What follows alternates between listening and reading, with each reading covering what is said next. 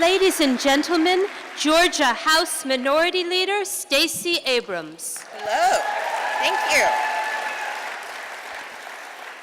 So I want to start by telling you a story, which I need to do because you've now heard from a list of very exciting people, and you have no idea who I am and why I'm here, so I'm going to tell you why. I grew up in Mississippi. My parents are both from southern Mississippi, but I'm going to tell you about my mom. My mother was a second grade dropout. Her parents got divorced, and no one really was paying attention to her. And she decided to stop going to school. And she used to go to a neighbor's house, a Miss Gert. And when we were younger, we would have to go and visit Miss Gert. And we didn't understand why we had to go to this old lady's house that smelled a little different. But my mom said, we have to go visit Miss Gert. And we would go every time we went to Hattiesburg. Well, one day my mother explained to us why we went to Miss Gert's house. My mother grew up in abject poverty. My dad likes to joke that he grew up on the wrong side of the tracks and she grew up on the wrong side of the tracks. Like her family's a family poor people made fun of. But my mother came from a family that had never finished high school. And she, in second grade, realized she probably wasn't going to do it either. But she would clean up for Miss Gert, and Miss Gert one day said, "Carolyn Hall, why aren't you in school?" My mom explained she didn't have shoes, she didn't have the money for the bus. She gave a litany of reasons. But Miss Gert said, "Carolyn, you need to go back to school. You're too smart to stop now." So my mom screwed her courage to the sticking place, and she took herself to third grade. And she walked in a little embarrassed because she was fairly certain they were going to hold her back. She would be the poor child with the bad clothes, and now she'd be behind a year. But she walked into that school and took herself to the principal's office, and the principal opened the folder with her name on it. And there was a note from her second grade teacher who had passed away. And that note said, "If Carolyn Hall ever comes back to the school, pass her on. She's smart enough to keep going." And for that reason, my mother not only went back to third grade, but she graduated as a valedictorian from her high school,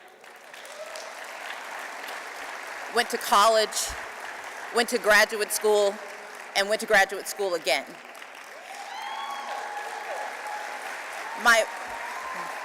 My father, as I told you, was from a slightly more advantaged family. They were just a little poor, not a lot poor.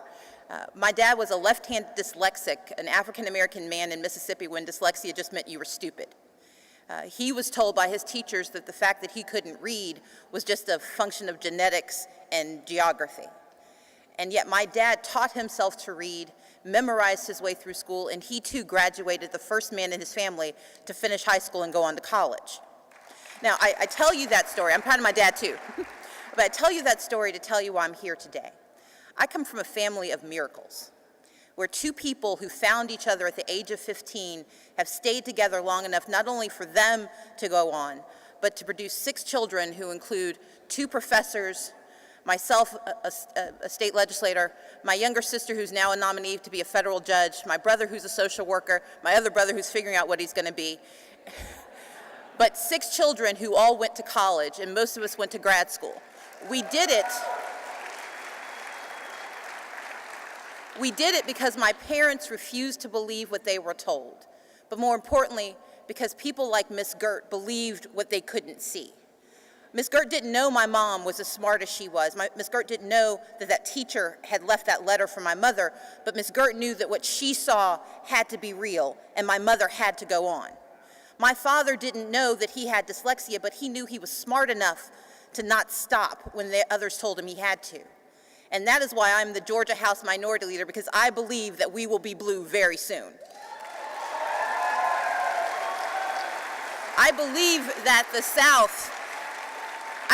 South is already blue, we're just a little confused about it.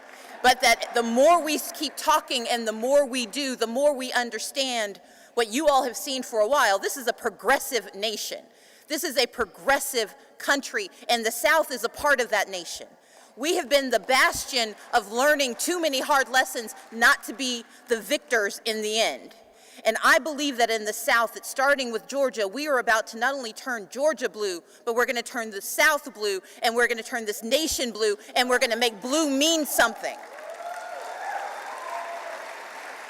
I come from a family that believes in miracles. Because once what my parents did, my mom became a librarian and my dad became a dock worker who eventually worked his way up as a longshoreman, hurt himself, and when my parents had to figure out what they were going to do with their lives next, my parents became ministers. And if you believe that it's hard being a minister anywhere, imagine being a minister in southern Mississippi, where it's hard to believe that anything good will ever come. But my parents have taught us that no matter how little we have, there is always someone with less, and it's our job to serve them. And that's what Netroots is all about. This is a community that believes in the possibility of more. A community that believes in the possibility of the future, but we don't wait for the future to come. And as a Southerner by birth and by choice, I believe that the South is blue. I believe that what Michelle Nunn and Jason Carter are pushing for in this election is possible.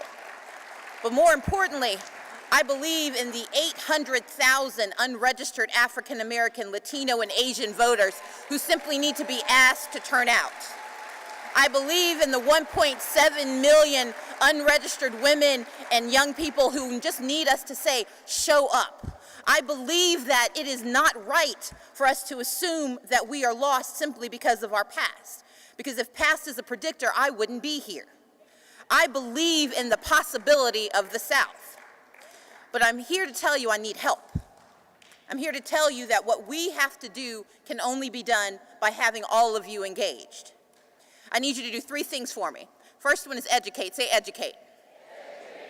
Education is important, and especially for us to have a progressive South, because too often we don't know what we've done. I'm a legislator, and I believe my job is to go back and do an autopsy at the end of each session and explain what we did to you and why. And I'm tired of doing autopsies. I'd like to start doing more diagnosis, and that requires a progressive legislature. I'm tired of explaining why in 2014, when we are facing one of the worst times still in the South in terms of unemployment, we decided to strip unemployment benefits away from bus drivers, from school bus drivers, take away the reproductive rights of women, and drug test the poor. That's what we decided, and just in case you missed it, we also decided to put guns everywhere and safety nowhere. That's Georgia.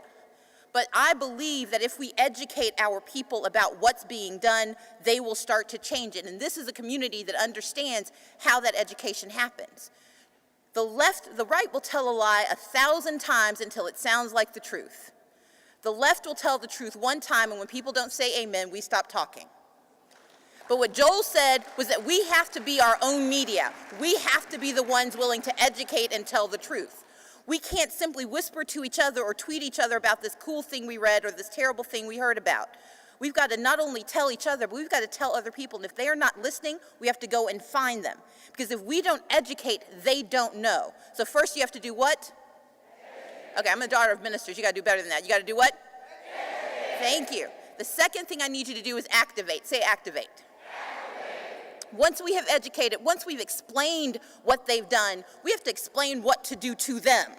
We spend too much time being the experimented upon instead of the ones in the laboratory. We have to be willing to activate people and get them to turn out to vote.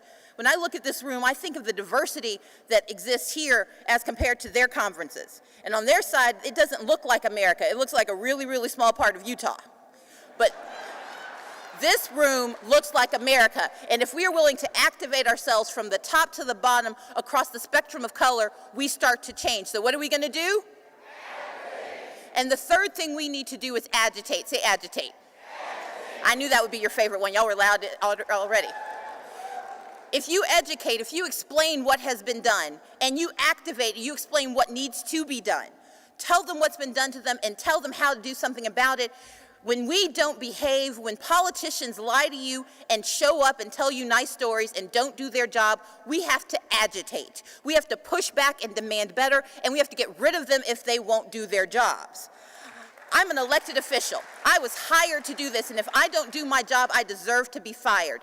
It is activation, agitation that fires me. It is going to those polls and not just picking the people you want, but getting rid of the people you don't like. We have to start firing people in the United States and firing people in Georgia, and we intend to begin this year in Georgia firing as many politicians as possible and hiring the right folks. So I need you to do 3 things for me. I need you to first do what? Then? And finally? And now I will vacate. Thank you.